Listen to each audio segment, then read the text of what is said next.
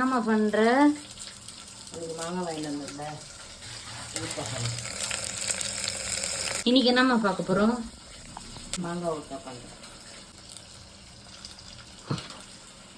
மாங்காய் ஊறுக்கா உனக்கு ரொம்ப இஷ்டம், அதனால காரமா மாங்காய் ஒரு ஸ்வீட் அண்ட் ஸ்பைசி மேங்கோ பிக்கல் இல்ல. இதுல என்னென்ன போட்டுக்கிறோமா?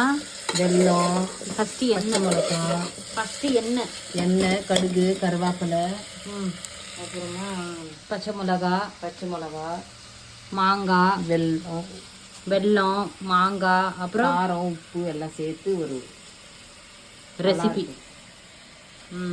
சரி சரி.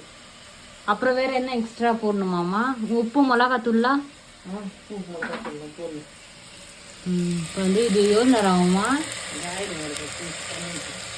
தண்ணி ஊற்றணுமா? இந்த கலர் போட்டதுக்கு மறுத்துட்டியாமா? சூப்பராக இருக்குது. டேஸ்ட்டு நல்லா இருக்குதா?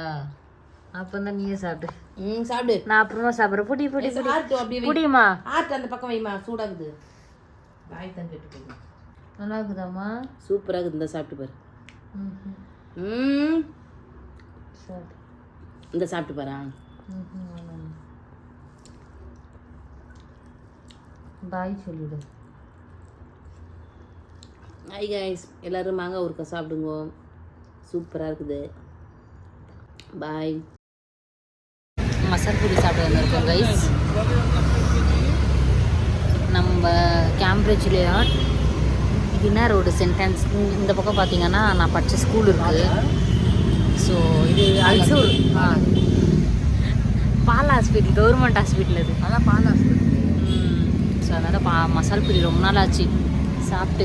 கிட்டத்தட்ட 1.5 மாதம் ஆச்சு சாப்பிட்டு. ஸோ அதனால சாப்பிட்லாம் அப்படின்ட்டு வந்தோம்.